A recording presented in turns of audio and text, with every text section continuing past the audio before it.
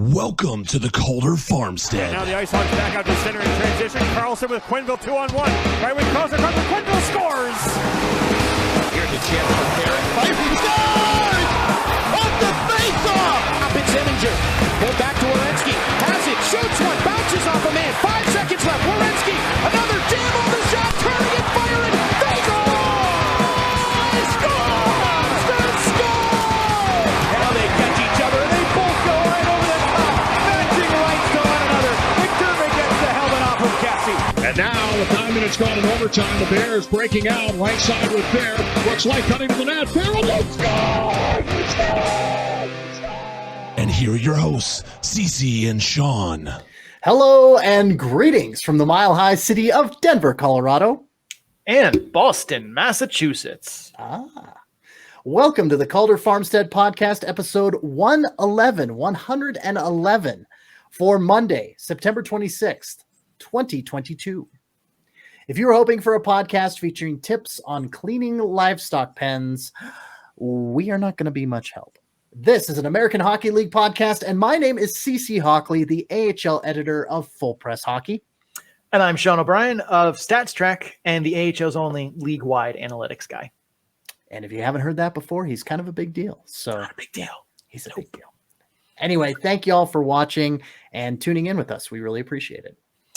And if you are new to hearing Cece and I talk about hockey, we're still stuck in off-season mode for at least one more episode here. But we have another solid AHL interview for you. If you can see the title, which I imagine you can wherever you're listening or watching from, it's Hayley Moore. Spoiler. She was fantastic. It's a great interview. However, I still recommend checking out episode 0. It's a short primer on some of the stats we're going to be talking about later in the season, as well as how we view what's important on the ice. So if you're new to some of the more advanced hockey stats terms like PDO or the point shares model, or newer hockey terms like controlled zone entries, go check that out so you better be able to pick up what we're putting down. I promise it's not that nerdy or technical. It's only 20 minutes, and let's be honest, you wasted 20 minutes reading about NyQuil chicken.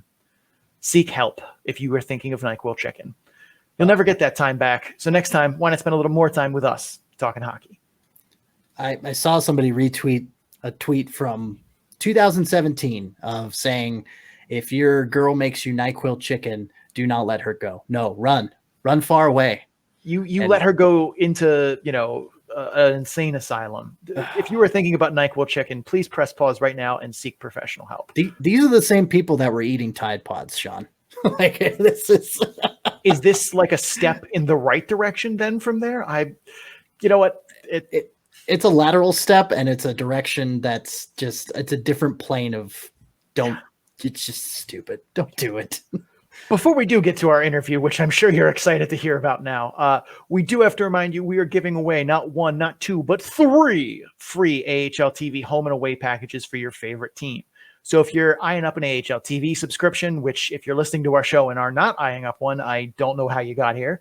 But if you are, maybe pump the brakes on that because you could win one for free on us. To find out, head over to our Linktree page for details. Our Linktree is scrolling down below here on YouTube, but if you're on an audio version, it is linktr.ee/the Calder Farmstead. Okay, we continue with our series of off-season interviews, and we have another female trailblazer as a guest on the show. Join us next episode when our interview will be with Betsy Ross. the ghost of Betsy Ross. Even better. But in all seriousness, our guest this episode has been plugged into the Northeast hockey scene for quite a while now. Her collegiate playing days were at Brown University from 2005 to 2008. She held the captaincy for the Brown Bears in her junior and senior campaigns, skated 26 games with the CWHL's Boston Blades in 2010-11, and appeared in a couple games for the then NWHL's Boston Pride in 2015-16. In her post-playing career, she's held numerous coaching and front office positions, most notably assistant head coach for the Harvard's women's team in 2012-14, director of the East Coast Wizards 19U team from 2014 to 2020, and serving in various positions for the NWHL, now PHF's Boston Pride. She was GM of the Pride in 2015 to 17, deputy commissioner and director of player development of the league as a whole in 2017 to 2019, and team president of the Pride from 2019 to 2021. Catching my breath. In February of 2021, she accepted the role of Vice President of Hockey Operations of the American Hockey League, and hence why she's here on the Farmstead. Welcome to the program, Hayley Moore.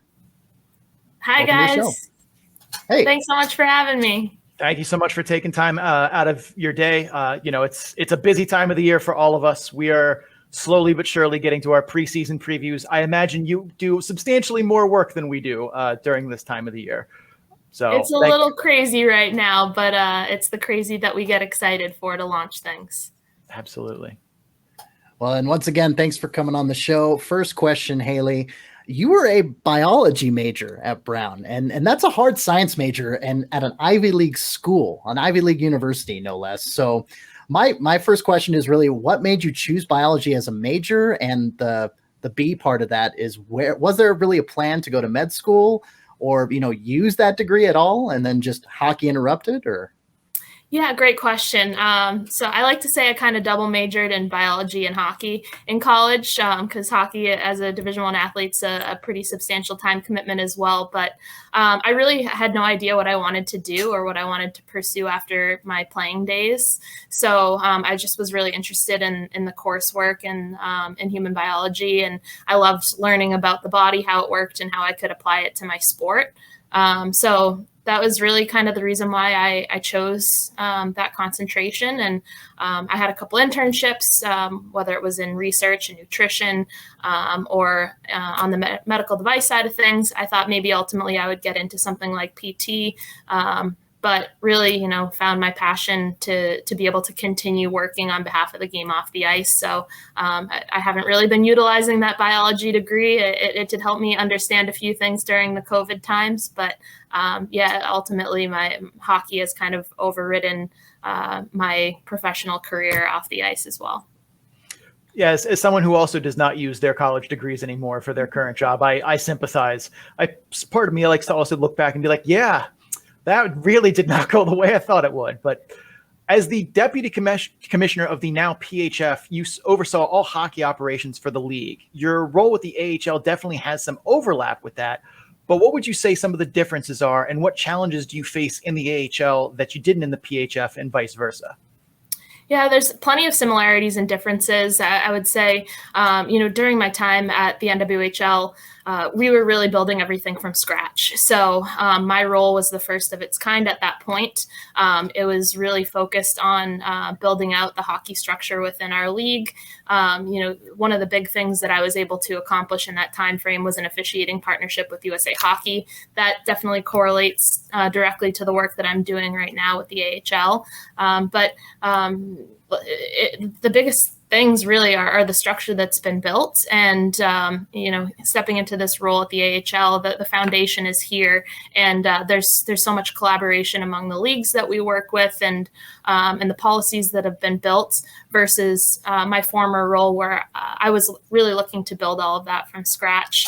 So it's been interesting to really kind of relate those two opportunities. But at the end of the day, it's all the same type of work, and really serving at the league level is a unique kind of way of looking at things in the game. And I'm thankful that I had that experience at that level, at the foundation level, and now to be able to learn from everything at the AHL and all the history behind it, and hope to kind of carry the torch forward here. Hayley, in January of last season, we mentioned it, you were named Vice President of Hockey Operations. January, February, around there.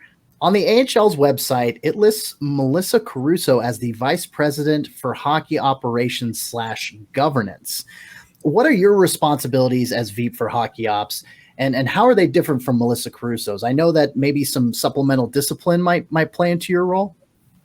Yeah, well, first of all, Melissa's such a rock star, and I remember going through my interview process here, and she was a major part of that, obviously, with the leadership position that she's had in the league for so long. And for me, I just took so much comfort in knowing that I was going to be joining her team, and she's a great leader here in the office, and she's got so much experience. So I'm really fortunate to be able to work with her. She really knows the ins and outs of almost every position in this league, having been here for about 13 years. There's really nothing she can't do. the way that we kind of define our roles as simply as possible to those who ask is that, I oversee mostly the on-ice operations and she oversees the off-ice operations for the league. So really for me, a lot of it is officiating, player safety, player rules, video processes, anything that impacts the game directly on the ice. And she's overseeing things like scheduling, central registry, protocols, board of governors work. So, she wears a lot of hats, and we all do here, but that's the easiest way to kind of distinguish our roles. There's some overlap, but not a ton. And that's the easiest way to describe it, is kind of the on and off ice operations of the league. That's a good way to phrase it there. Hayley, you said in other interviews that you get to travel a lot as the VP of Hockey Ops. What has been your favorite AHL destination so far, and what separates it from the rest of them? Oh, wow. I love this question.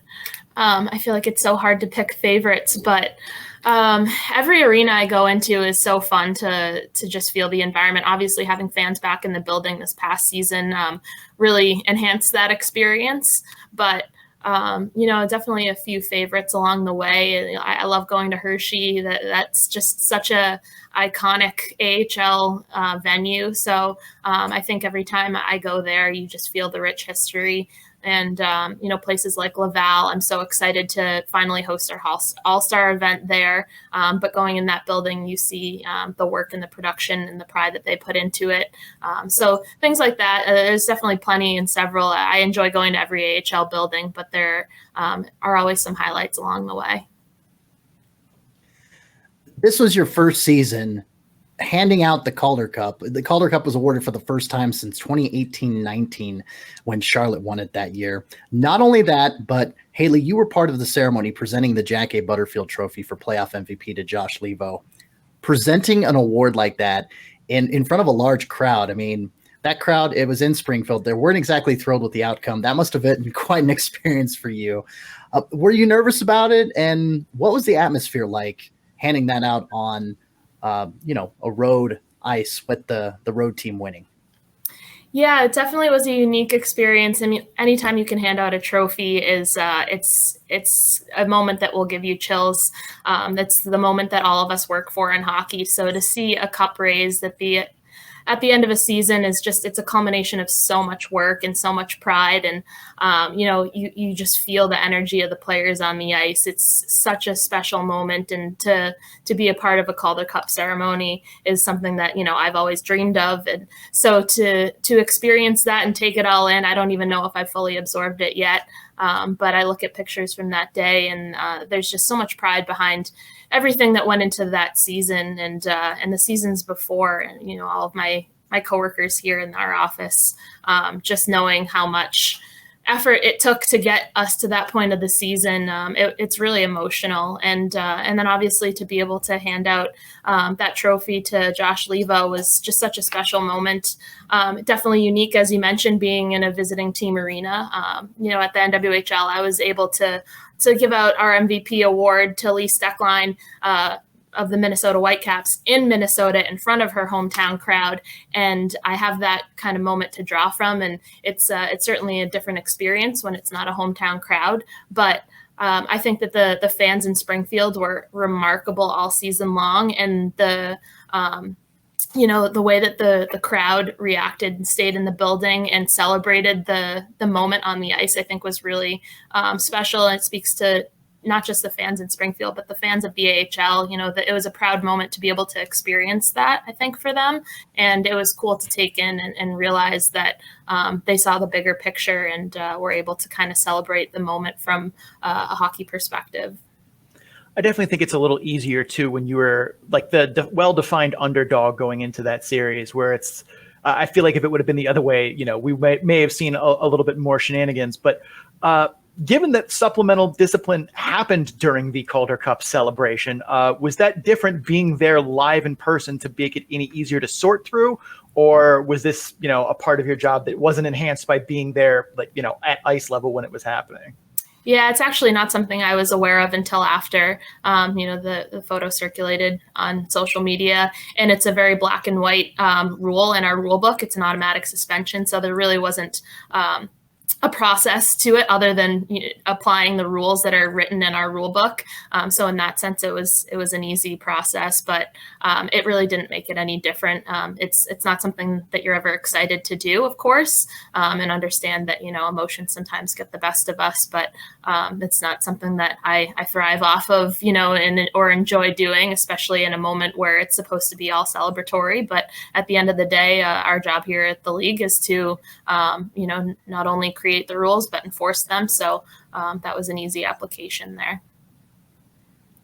Hayley, let's go from an actual happening to a hypothetical here in regards to supplemental discipline. Let's say I was an AHL player, which is how this is a hypothetical question because I've never stepped foot in a hockey game before on the ice. But I digress. Let's say I was an AHL player and I was, by all accounts, a player with no real history of supplemental discipline. Pretty clean record. I had a few scraps here and there, but nothing out of the ordinary. Then one game, I two-hand slash a guy in the calf, and after the whistle, full home run swing style, just go to town on his calf. Being in charge of discipline for the AHL, what happens next? Can you walk us through what happens to hypothetical player me in this instance and what that process looks like? Yeah, absolutely. And this is kind of an evolution right now. There's a lot of things that we're continuing to kind of grow and change. But at the end of the day, we have kind of two processes for reviews. We have automatic league reviews, and then we have reviews that are submitted by our teams. So there are certain plays that, by the penalty that's assessed on the ice or what the action is, that we as a league automatically review. There are other instances where it is up to the team to request that review. So we're not in the same boat as the NHL, where we have a video room and a full staff of individuals who are reviewing every single play of every game. That's not how our player safety department functions. So it's kind of twofold in that sense, where we either have the automatic league review or we're reviewing a play that's submitted by a team. When we do receive a team request, there's a process that goes into place. We're actually redefining that process entering this upcoming season. We've established a formal AHL player safety committee for the first time. So we'll have a little bit more hands on deck, I suppose, in reviewing those plays. And ultimately it's trying to keep the players safe, review the play at hand, gather all the relevant information, the injury information, the video camera angles.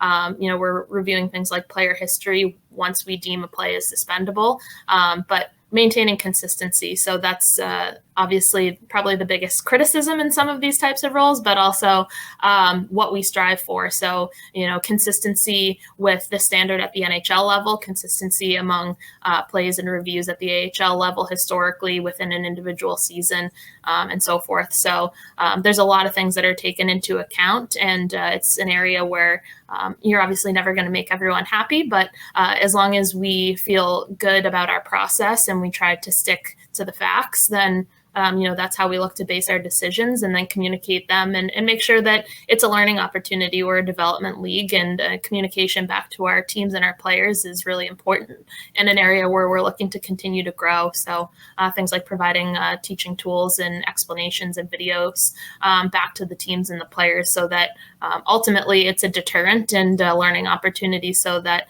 we do keep it a safer playing environment moving forward. And I mean, you're definitely right that not everyone will be happy when someone is suspended. If you're a fan of that team, of that player getting suspended, you're usually pretty upset about it, having seen and interacted with a bunch of fans in those scenarios where you're suspending players.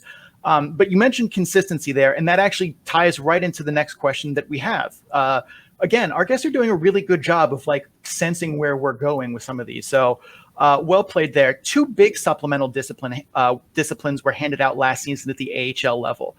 The first was January 21st, when Krzysztof Hrabek was suspended for 30 games for using a racial gesture towards Boko Imama. The second was April 6th, when Ben Holmstrom was suspended for 8 games for a homophobic slur. In both instances, you have players doing unacceptable things and targeting minority groups that are vastly underrated and underrepresented in hockey, likely because they face incidents like these. And their actions have very clearly no place in this game.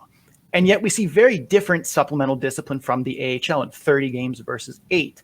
And I'm curious as to how the league came to such different outcomes for these suspensions. I understand there's a lot that goes into it, and it's probably not everything that you can, just blast out into the public, or at least to the, public that watches us. But I was curious if there was any comment you could have on how two bad incidents, but very different outcomes.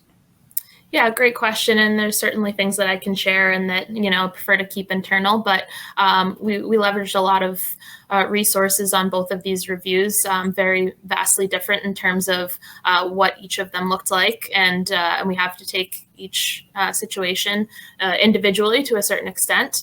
But both actions or words were unacceptable, as you mentioned, and things that we're looking to eliminate from the game. So, in both situations, there were things that we took our time on, we deliberated on, we sought resources, within different communities and within the NHL, and really had a very thorough process with each of those. So it was important to us that, at the end of the day, we were issuing discipline that really held that person accountable, and that it was acting as a deterrent for others, and that there was an educational component to each of them. So that those are three consistent things in both disciplines that, we really wanted to make sure that we accomplished. So obviously, none of these decisions are easy or taken lightly, and it's a separate process for each. But there were a lot of distinguishing factors between the two,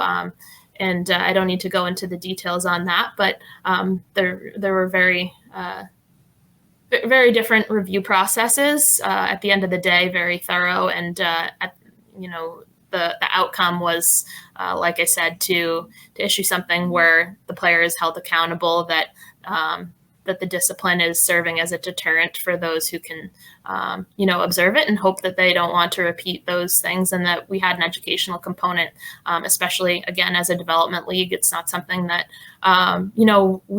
we don't take ownership of, but if we really want to change hockey culture, then we need to do the work to educate. And that was a big part of it for us. So it was, it wasn't something that once we released that disciplinary action, the work was done.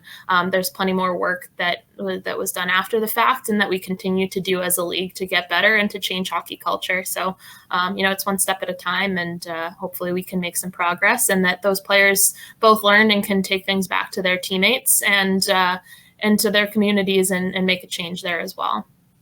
And I think that educational component is really important, because I think that's something that's been lacking from supplemental discipline across sports up until more recently. I did see the educational components in both of the suspension notices the league put out, and thought that was a good thing for it, especially, as you said, a developmental league. It's hard to see change be made in the culture of hockey and to move things forward that way if you're just there to to be jury and executioner and not promote change forward. Hayley, we're going to pivot now. We're going to shift our focus over to another major part of your role, and that is overseeing the officiating. And as I'm sure you're aware, AHL fans across the league absolutely love the officiating in the AHL sometimes. Every fan post on Facebook groups, regarding referees and linesmen, they are always in high praise. But to lay off the sarcasm for a bit there, that being said, how are you helping to develop and improve the officiating in the AHL? Well, first of all, we understand that this is, again, always a position that's going to be highly criticized. Working with our officials is one of my favorite parts of the job. They're my team, coming from somebody who played team sports and was a part of a team for my entire life. They are my team here, in addition to our staff within the AHL office. And, like any other individual and any player in our league, we're working to develop them and hope to help them all accomplish their goals of reaching the NHL someday. But there's a lot of criticism, but I would say to any of those people who criticize to try to spend one day in these skates and really experience it. It's a very challenging role, and we're doing a lot of work with our officials. We have preseason camp in Chicago next week. We work with various tools and educational tools. We have supervisors in buildings. We do video work with them just like the players do. There's so much that goes on behind the scenes to develop these officials. It's funny because a player will miss a pass or make a mistake on the ice. And somebody will criticize it for a second, but they move on. An official makes a mistake. Granted, it's maybe a little bit more obvious sometimes, but people don't seem to let that go. And I think it's important to remember that this is a really fast game. The officials don't want to get anything wrong. It's the last thing that they want. And we're all, working as hard as we possibly can to execute things at the highest standard. So, that's our job here at the league, is to continue to provide resources to them, whether it be in coaching and, providing better outlets for training, better training resources, preseason camps, initiatives from the league in terms of directives, video work, et cetera. It never ends. The work never ends on that side of things. But again, it's one of my favorite parts of the job. I think that, these are professionals that are so dedicated to our league and really enjoy serving the game. And they do it for very little positive feedback. They do it because they love the game. They love serving the game. They love being a part of, of the league and being on the ice. So I think that's important for people to remember as they look to criticize. Well, and I know I laid the sarcasm on pretty thick there, but covering the ECHL for 3 years, this will be my third season covering the AHL as a correspondent. I know and understand this is a developmental league, and that goes for the refs as well.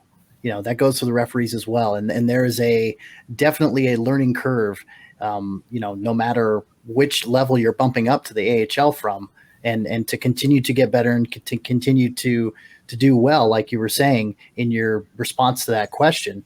I mean, that's, any reasonable fan is going to give a referee a little slack, but it's easy to pin it on them as Sean's chuckling there in the corner a little bit, but honestly, to pin it on the referees as a scapegoat and everything like that, everyone makes mistakes. We're all human and we all make mistakes for sure.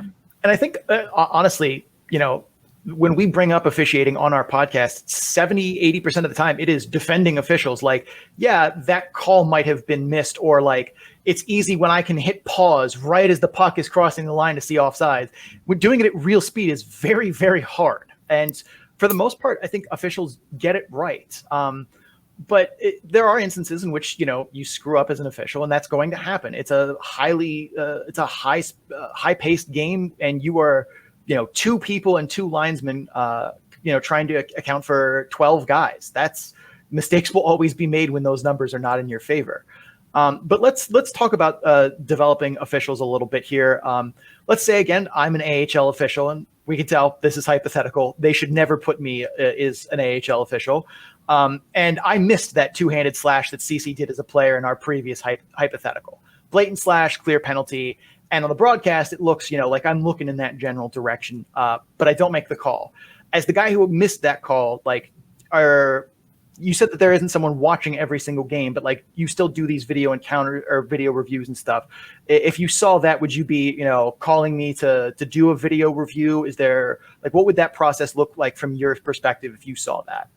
Yeah, absolutely. I mean, I would say 9 times out of 10, you ask an official, hey, what'd you miss that game? They know exactly what they missed, just like a player does, right? Like you said, it's a fast game. Things happen.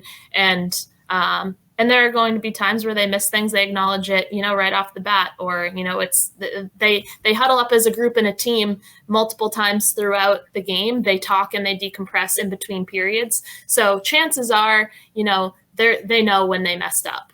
But that being said, we have supervisors in the buildings, officiating supervisors. So, separate from a player safety perspective where, again, we're not reviewing every single play at the league level the way the NHL is, but we do have officiating supervisors at a large number of our games who are then meeting with the officials both pre and post game. They're dissecting the things that were missed, maybe things that they could do differently, whether it's communication, posture, positioning, whatever it may be. They are getting feedback on all those things. If there's not a supervisor in the building, if it's a play that I'm reviewing maybe at the league level, this is a blatant suspension and we didn't even call a penalty on it, 100%. I'm going to call the official before we even make a decision and ask if they saw it. And if they did, why did they not think that it was a penalty? Because I want to know what went into their decision making, on site. Maybe they saw something or didn't that I can't see. And at the end of the day, we're going to develop these officials by communicating with them. So a huge part of my job is communication. So if I am not circling back with them and saying, hey, this is a play that, we suspended on and you missed, it was right here, and not have that conversation, then I'm not doing my job to develop our officials. So, between me, our supervisors, and the officials, we look to hold each other accountable throughout the entire season. Are there things that are going to get missed? Sure, absolutely. But, we're just looking to really enhance communication, ramp things up, and make sure that those feedback, conversations are happening, and that's how we all get better. So, what we constantly tell them is, that we're not here looking to tear anyone down. We're here to help them get better. And I think that, as a team, we have that mentality, and that's how we try to communicate across the board as a officiating team in the AHL. Another big issue when it comes to officiating in professional hockey, and it's come into the public's crosshair more and more in recent years, and that's the issue of game management, otherwise known as the tendency for officials to keep power plays and penalties pretty balanced in a game. And it's not shocking that people don't like this and they wish for the rule book to be called as it is, regardless of the circumstances. Hayley, how do you see game management by officials at the AHL level, and what's the AHL doing in regards to that? So game management is actually a term that we do not use in officiating because we don't believe in, that being a concept. If a penalty is a penalty, it should be called no matter who it's on. We want our officials applying the rules and applying the NHL standard. That's how we coach our officials at the AHL level. They should be calling games at the NHL standard, and game management is not something that's in our vocabulary. We're not looking to manage situations. We're looking to call what's seen in front of us, and that's the message that is delivered from the top down. I mean, that it's definitely, I think the answer we all want to hear too is because I understand if you're an official on the ice in the moment, it can be easy to kind of get caught up in that. And, it's something that I think happens, but I'm glad that it's becoming something that it feels like it's less and less intentional as time has gone on, but it's definitely been something that, fans have been griping about for what feels like an increased level over the last couple of years. But also, I think, when you get caught on a hot mic, basically admitting to doing it, that's going to bring it more into public attention. One question I had here was that the NHL now allows for video review in on-ice officials in several situations: offsides, high stick tips resulting in goals, goalie interference challenges, missed stoppages. They're expanding it now. This hasn't always been the most popular thing for fans because they feel like it slows the game down. But there are some aspects of getting the call right and using all of your resources to do that. The AHL currently only allows video review to determine puck crossing the line, kicking motion, batting it into the net, and that's pretty much it. Do you ever envision the AHL expanding the video review to be closer to the NHL? At this point, I don't think that it's in the short-term plans. It's something that we do discuss as a competition committee throughout the season and in the off season. But similarly to fans, I think at this level, there's a lot of differing opinions in terms of what should be reviewed on video and what shouldn't. At this point in the near future, I don't see any immediate changes on that front in terms of the video review criteria. All right.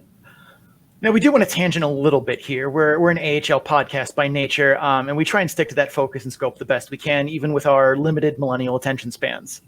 However, since we do have you here, we would be remiss if we didn't talk about women's hockey and the future of it, seeing as, you played a very large role in getting it to where it is. You were the GM and team president of the Boston Pride of the NWHL, now PHF. The PWHPA is also making moves towards starting their own league as opposed to kind of the traveling tour that they've been doing. The best case scenario from, my very outside opinion of it is it seems that one league with all the talent of both sides is the best solution. However, the two sides very clearly don't get along. Do you see a one league solution as something that's inevitable or on the horizon?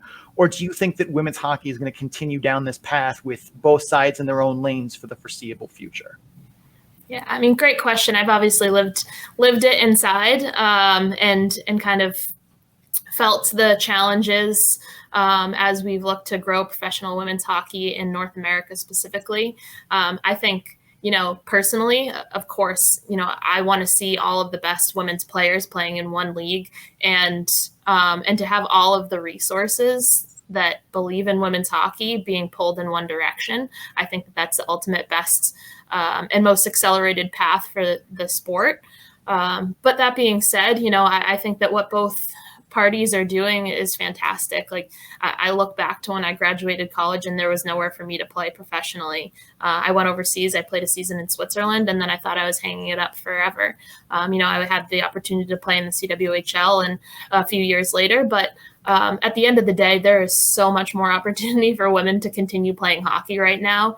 And I think that's the number one thing. So it's so easy to look at, these two organizations and say, oh, well, why aren't they working together? Or, why isn't this happening? Or why isn't that happening? And I really just try to focus on what is happening. Like, there's so much that's happening for women's hockey right now that wasn't happening 2 years ago, 3 years ago, 5 years ago. The progress that's been made is so significant. And I think it's really easy to just kind of look and say, oh, well, this hasn't happened yet. But look at everything that has happened. It's remarkable. And I wouldn't be in the chair that I'm in unless that happened. I have been afforded the opportunity to really discover what I'm good at and discover my passion off the ice because of the emergence of the NWHL. It gave me the opportunity, the experience to really kind of foster my career development. And I know that so many others feel that way. So beyond, the players on the ice, but the opportunities that exist off the ice, I just think there's so much to be celebrated about what women's hockey has done in the past 10 years. And I think that that's what everyone should choose to focus on. Eventually we're going to get to a place where people are going to stop talking about, it's this group or this group. And that'll be fantastic for the sport. But, what both groups are doing right now is also fantastic. There's so much exposure and light on the women's game. All those players are unbelievable athletes. And everyone should go watch those games wherever they can, wherever they have access to it. And there's so much that the sport has to offer, but I know that the future is really bright, and women's hockey professionally is just going to continue to grow. It's funny. I actually went to the PWHPA had an event around where I live, and we bought tickets as soon as they went on sale, like months and whatever in advance. And I remember as the day was approaching, it was like, I really don't know what to expect. Like, when we go there, like, is it going to be because I've been to minor hockey league games where it's like the arena is, a tenth of the place, a tenth of capacity. And I had no idea what to expect going to this game and was like kind of nervous. I'm like, man, this is going to be really depressing if it's like me and 15 people at this game, sold out, standing room only. And it was really one of those moments where it's like, yeah, this is the development that you've seen for what, as you said, there are places to play for women professionally that just straight didn't exist, 10 years ago, 15 years ago. And that not just that they exist, but that people want to come watch it. And I think that you're right, that's should be where more of the focus is. But that is it for all of our questions. We do have a game to play that, I don't want to try and get all jigsaw here, but like I'm looking forward to this one. So last time with Emily Anglinatsky, we introduced our new game called Start Bench Ship.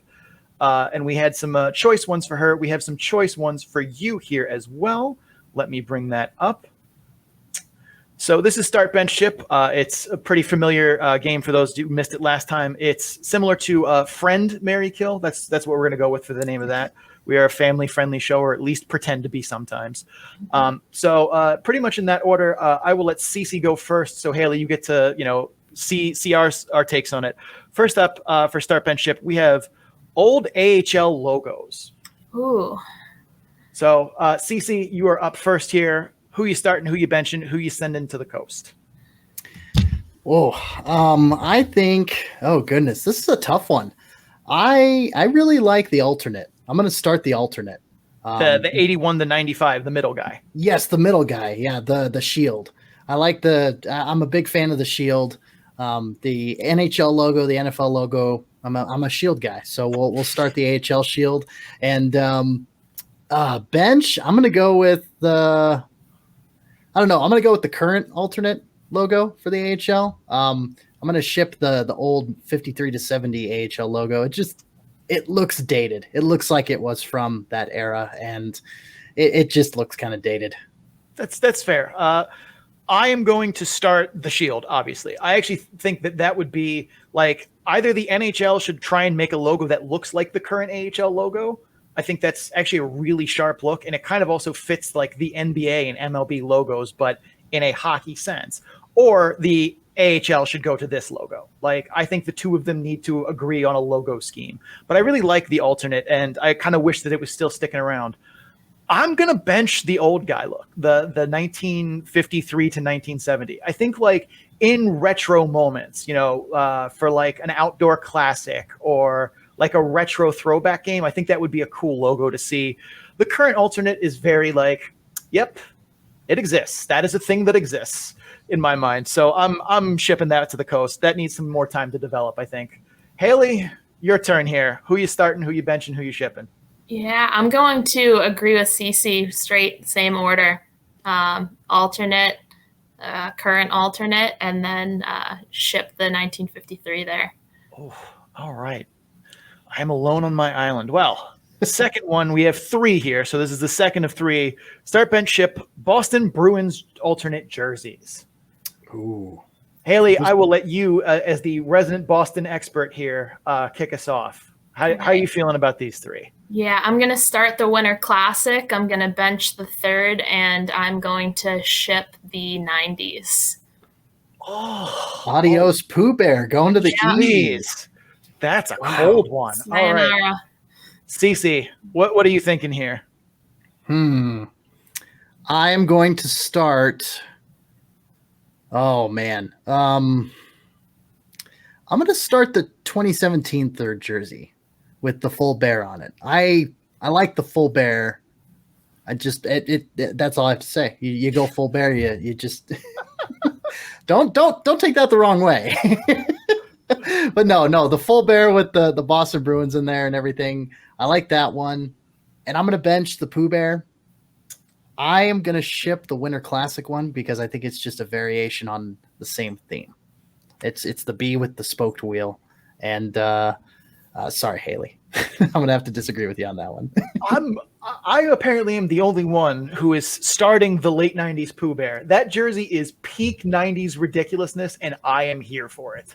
I am benching the 3rd jersey. I think it's a good look, but I think it's one that like you have to like mix in, in those kind of like one-off. Like I think that was a good Winter Classic jersey. The 2010 Winter Classic, it looks like. Do you ever see those segments they do in the arena where they have like someone try and draw the logo from memory? That's what that looks like to me. I think it's like that looks like a hand-drawn spoked bee. I'm not about that. Even though I know there's some, heritage things to it for the Bruins. All right.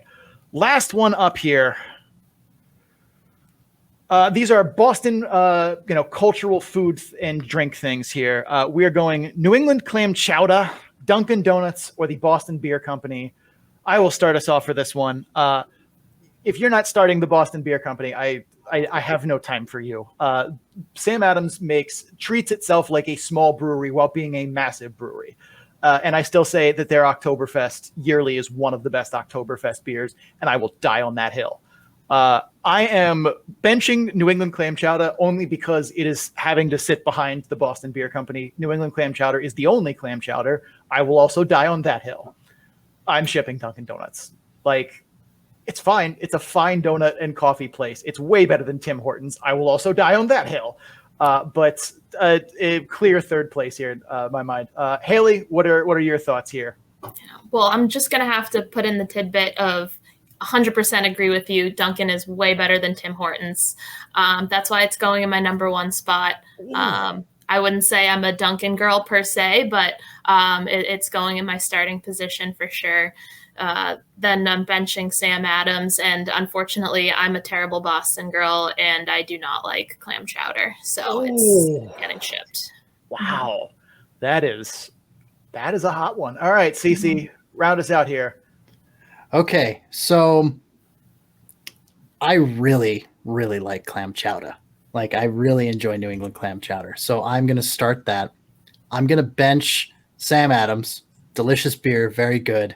I mean, but I've been eating New England clam chowder all my life. And, you know, Sam Adams, I've only been drinking it for about a third of my life. So, so, you know, there's longevity and something to be said about, you know, experience and all that. But growing up for 20 years in Idaho, we didn't have Dunkin' Donuts in Idaho. There are no Dunkin' Donuts in Idaho. I know. I'm genuinely surprised by that. Yeah. Well, there were not a lot of things in Idaho for a long time. So I'm going to ship Dunks because I've only been here in Denver, the Denver area, for 3 years, and I've had it a handful of times, and it's fine, like you said, but didn't really grow up on it like New England clam chowder, and you know, Sam Adams is good beer. So, yeah. All right. Well, that will end our start bench ship. Hayley, thank you so much for joining us. As a quick one here, since we do this with all of our guests, if people were trying to find you online, you know, where could they find you online? Yeah, well, first, thanks for having me. This has been awesome. You guys are great, and thanks for covering the AHL. But I can be found on social media at HayleyMoore9. So. All right, then, Hayley, thank you so much. We hope that, you know, maybe sometime in the future when, you know, you're a little less busy, we'll bring you back on, have some more fun and games here. But thank you so much for your time.